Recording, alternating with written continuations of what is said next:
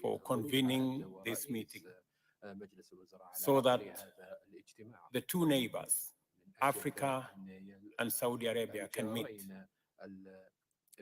It is said in our part of the continent that you can choose friends, but you cannot choose neighbors.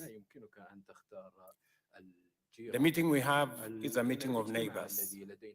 I am told yesterday, somebody said that with our binoculars, you can be able to see Africa from here, confirming that we are neighbors. And there is a history of trade and relationship between our two sides. There are three things that I wish to canvas. Number one, that give us both competitive and comparative advantage, and to contextualize the relationship that can be forged out of this meeting. Number one, between Saudi and Africa, we have the energy of the present and the energy of the future. The energy of the present, Saudi Arabia has tremendous resources of fossil fuels, maybe almost 20%. For the energy, renewable energy of the future, Africa has 40% of wind, solar, hydro, geothermal, renewable energy. Combining the energy resources of Saudi Arabia and Africa gives us the energy that we can use today to power our development, and gives us also the potential for the energy for tomorrow and the future in unlocking the huge potential of energy in Africa. Saudi Arabia has the opportunity to invest in renewable energy resources in the Congo Basin, in the hydro, in the Sahel region with the solar resources we have, in East Africa with all the resources we have. Kenya has already 93% of our grid being renewable energy. And therefore, there is confirmation of the huge potential of that energy. Number two is that we have a young and growing population both in Saudi Arabia and Africa. 65% of Africa's population is below 30, and close to 40% of the population of Saudi Arabia is below 30. On average, between our two regions, Saudi Arabia and Africa, our average age is 25. And with a population of close to 1.5 billion people, we not only have the workforce for the present, but we also have the workforce for the future combined. And much more importantly, we have the market for the future. By 2050, 40%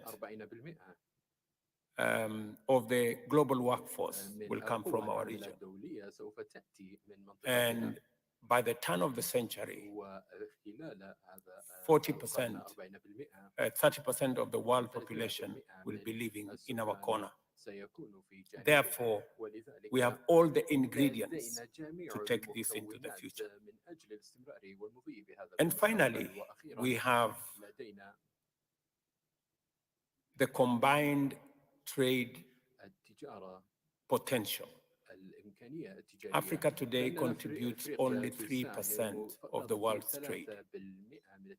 Being small means there is great room for improvement.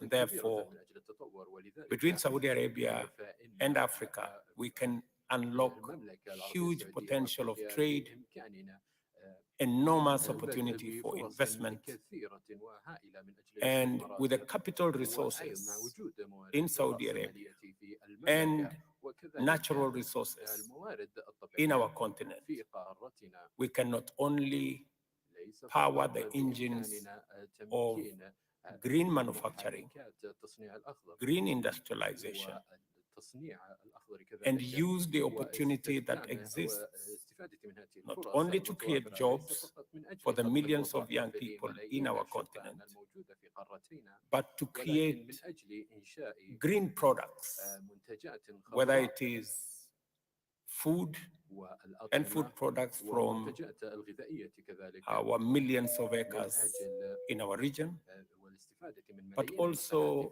green industrial minerals, green steel from our renewable energy, and green minerals for which our continent is endowed.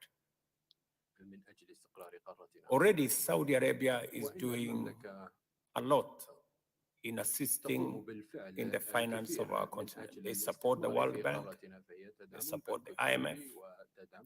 I think that support can also go to African Development Bank, Trade Development Bank, AFC, East African Development Bank, and all the other institutions that support African growth. My request to the Saudi friends is to support these African institutions so that they can support our own economies.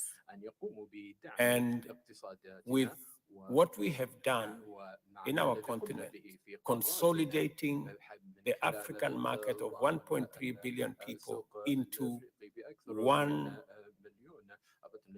market under the Africa Continental Free Trade Area, we should be able to unlock the tremendous potential that exists. And therefore, this meeting becomes significant in that it not only addresses the present, but it also gives us opportunity to unlock the potential of the future. And therefore, this meeting is timely, and congratulations for convening so that we can unlock the tremendous potential that exists between our partnership. Thank you very much, and thank you for your contribution on matters peace, the JIDA process, which IGAD, under our chair, the President of Djibouti, is engaged in. We believe will unlock the challenges in Sudan, and your participation in this region will also give us the opportunity to also deal with the challenges that are going on between Israel and Palestine. We believe that no terrorism cannot be an answer to any conflict. Neither is occupation. We believe that Palestine should be a free state, and we stand for a two-nation solution as a means of resolving the conflict in that region. And thank you very much for your participation in convening this meeting. I thank you.